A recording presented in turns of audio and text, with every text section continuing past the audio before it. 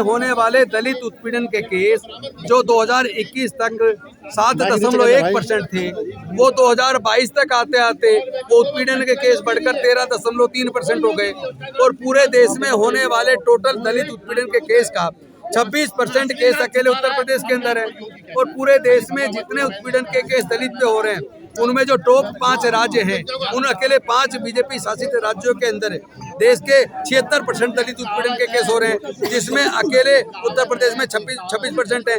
उसके बाद नंबर आता है राजस्थान का, मध्य प्रदेश का, महाराष्ट्र का और बिहार का। सर तो सवाल ये है कि अमित शाह 2022 रात के 12 बजे के कहने देखिए योगी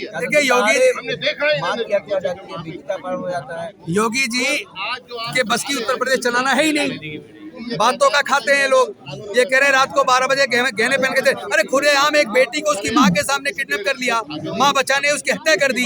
अरे शर्म करो। और आप जो कह रहे हो आपकी सारी बात झूठी होती है, आपको तो रिजाइन कर देना चाहिए। आप मुख्यमंत्री बनने के लायक ही नहीं है। आपने उत्तर प्रदेश को डुबो दिया है, चारों तरफ नफरत का वातावरण है, कहीं धर्म के नाम पे, कहीं जाति के नाम पे वहाँ पे हत्या हो रही है। वो तो ये भी कहते हैं कि माफिया गुंडे छोड़ के चले जाए उत्तर प्रदेश। माफिया गुंडे मालियों को तो बढ़ावा दे रहे हैं वो, लेकिन बशर्ते कि माफिया गुंडे ममाली वो स्वर्ण जाति के होने चाहिए और उसमें भी ठाकुर हो तो संरक्षण है, अदरवाइज ब्राह्मण है तो भी मारा जाएगा। कोई और होता है। देखिए अगर इसी घटना में अपराधी मुस्लिम समाज के होते, दलित समाज के होते, पिछड़े समाज के होते तो अब तक बुलडोजर से उसके घर को कर दिया जाता।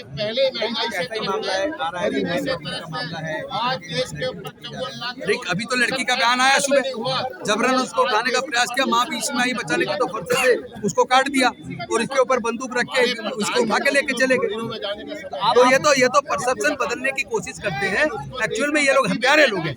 ये लोग उसी मनुस्मृति में जिसमें दलित को, शूद्र को, आदिवासी को और वंचित वर्ग जो खासतौर पर अछूत जिसको समझा जाता था, उनको तो इंसान ही नहीं मानते, तो उनको मारने को तो जायज समझते हैं। ये लोग बिल्कुल भी भारत के संविधान में भरोसा नहीं करते। अन्यथा उत्तर प्रदेश में कानून का राज नहीं है, वहाँ पूरी तरह से गुंडा राज है। बीजेपी के गुंडे खुलेआम पुलिस के अधिकारियों को भी पीटते हैं, उनकी आंखों के सामने उनको मारते हैं और जहाँ जहाँ बीजेपी की सरकार यही हो रहा है। आपने देखा होगा मध्य प्रदेश के अंदर, ग्वालियर के अंदर कहाँ डॉक्टर बाबा साहेब अम्बेडकर की फोटोकॉपी करके खुलेआम पुलिस की उपस्थिति में जला रहे हैं। यानी संविधान निर्माता की फोटो जलाकर पूरे दलित समाज को आप आक्रोशित कर रहे हैं। आप दंगे कराना चाहते हैं, तो धर्म जातियों के बीच में आपस में से पैदा कर रहे हैं। हम लोग राष्ट्रपति जी को और प्रधानमंत्री जी को ज्ञापन देने आए हैं कि हम चाहते हैं कि पीड़ित परिवार को सुरक्षा मिले, उसको लाइसेंस मिले और 2 करोड़ रुपए मुआवजा मिले, पीड़ित परिवार को एक नौकरी मिले और इसके साथ साथ टाइम बाउंड मैनर में इन्वेस्टिगेशन कंप्लीट हो और फास्ट ट्रैक कोर्ट में स्पीडी ट्रायल करके 6 महीने के अंदर सजा सुनिश्चित हो। साथ ही साथ पूरे हम चूंकि केवल हम एक मसले पे नहीं आए बल्कि पूरे देश के अंदर जो दलित उत्पीड़न की घटनाएं कई गुना ज्यादा बढ़ गई हैं, हम उसके ऊपर भी प्रधानमंत्री जी को संज्ञान में चाहते हैं कि अपने संज्ञान में ले। आपकी सरकार बिल्कुल फेल है, निकम्मी सरकार है। आपके रहते लगातार दलितों का उत्पीड़न बढ़ रहा है और आपके शासन में लगातार मनुस्मृति की दुहाई देने वाले लोग संविधान को जलाने का काम कर रहे हैं। डॉक्टर बाबा साहब अम्बेडकर की प्रतिमाएं तोड़ रहे हैं, उनकी फोटोएं जला रहे हैं। तो ये नफरत से देश को आप चलाना चाहते हो, हिंदू मुसलमान करवाना चाहते हो।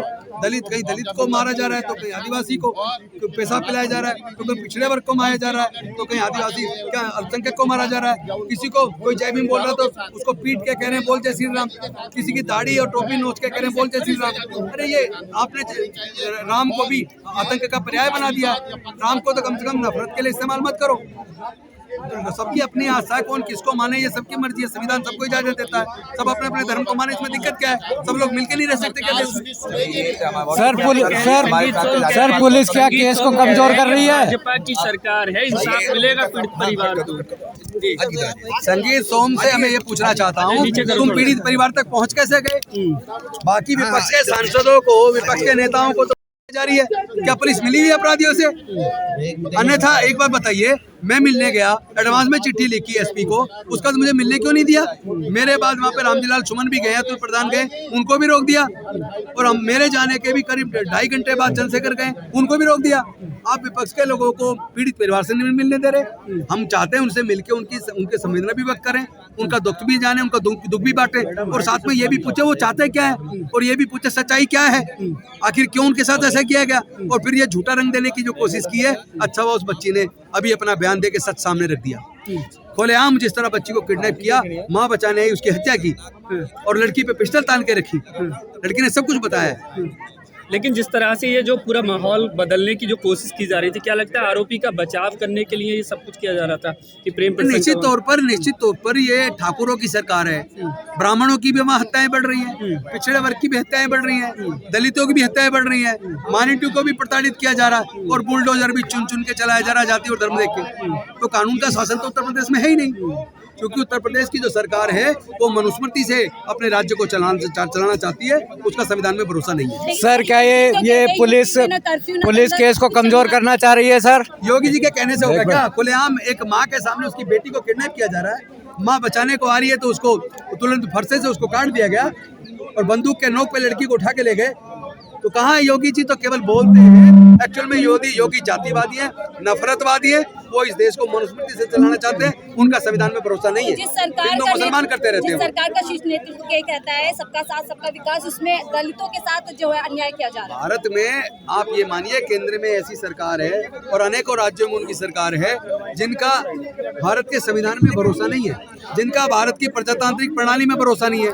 वोट चोरी की सरकार है, लोगों की वोट की चोरी करके ईवीएम के माध्यम से और इलेक्शन कमीशन और तमाम जो ब्यूरोक्रेट्स हैं उनकी मदद से चुनाव जीतती आ रही है। जनता को तो कुछ दे नहीं रही है, और ऊपर से अमेरिका रोज धमकाता रहता है, और ये ऐसे बुद्धू बन के हमारे देश के प्रधानमंत्री बने बैठे रहते हैं। लगातार क्राइम बढ़ रहा है और हमारे गृह मंत्री चुनाव के प्रचार में लगे रहते हैं। तो मुझे समझ नहीं आ रहा, ये चुनाव लड़ने के लिए रह गई है क्या केवल पार्टी? ये सत्ता, केंद्र की सत्ता चुनाव के लिए नहीं है, केंद्र की सत्ता देश को चलाने के लिए। आप देश को तो चला नहीं रहे, आप तो चुनाव दर चुनाव जीतने के ऊपर पूरी ताकत लगाते हैं, और आपकी आंखों के सामने खुलेआम संविधान का हनन हो रहा है। दलित, पिछड़े, आदिवासी, वंचित वर्ग के और माइनॉरिटी के लोग, मजदूर और किसान, उनका उत्पीड़न हो रहा है, लगातार हत्याएं बढ़ रही हैं, महिलाओं के साथ बलात्कार लगातार बढ़ रहा है। कहाँ है तुम्हारी पुलिस, कहाँ तुम्हारा सर्विलेंस, कहाँ तुम्हारी जांच एजेंसी? सारी जांच एजेंसी को इस्तेमाल विपक्ष को कुछ। सर पुलिस के ये केस को कमजोर कर रही है। लड़की की मेडिकल जांच वगैरह ने जो मजिस्ट्रेट से बयान वगैरह लिए जाते हैं पहले, घर वालों को सौंपने से पहले घटना को दबाने की कोशिश की है, लेकिन लड़की ने अपने बयान में सब कुछ स्पष्ट कर दिया। किस तरह उसकी आंखों के सामने फरसे से माँ को काट दिया गया, उसको बंदूक के नोक पर उठा के ले गए। जी, इसमें मेडिकल जांच भी होनी चाहिए थी क्या पहले? लड़की को सौंपने से पहले नेचुरल है जांच, तो कराई गई है इसमें जांच?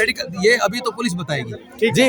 न घर वालों को सौंपने से पहले जांच करनी चाहिए थी ना। सामने जहाँ मुख्यमंत्री के क्षेत्र में दिन दहाड़े गोलियां चल जाती है, महिला की हत्या हो जाती है, तो क्या उत्तर प्रदेश से लेकर दिल्ली तक की मुख्यमंत्री वही तो करेगी जो उनके गुरु करते हैं। इनका काम है केवल मार्केटिंग करना, इनका काम है केवल मीडिया के सामने बने रहना, और बयान ऐसे देते हैं, इनके किसी का भी बयान सुन लो ऐसा लगता है चाहे कोई अनपढ़ आदमी बयान दे रहा हो। पढ़े लिखी तो लगती नहीं दिल्ली की मुख्यमंत्री, किसी के एंगल से नहीं लगती। कहती है कूड़ा तुम्हें तो जाना होगा, प्रदूषण बढ़ रहा है, कूड़ा बढ़ रहा है, दिल्ली को के अंदर लॉ एंड ऑर्डर बिल्कुल खत्म है, और वो कहते हैं तुम्हें जाना होगा। बस की नहीं, उनकी बस की सरकार चलानी है ही नहीं। सम्मान के लिए रो रही है, भावुक हो रहे हैं कि आप लोग मजाक बना रहे हैं उनका। मजाक उनका नहीं, वो खुद बनवा रही है। अरे तुम बार बार, एक बार नहीं, दो बार, एक बार जुबान फिसल जाए समझ में आता है। अब तो बार बार इसका मतलब आपको ना तो नॉलेज है, ना आप ज्यादा पढ़ी लिखी हो, आपको तो बस एक मौका मिल गया, अब दिल्ली की जनता का आपको चलने में लगे आप लोग।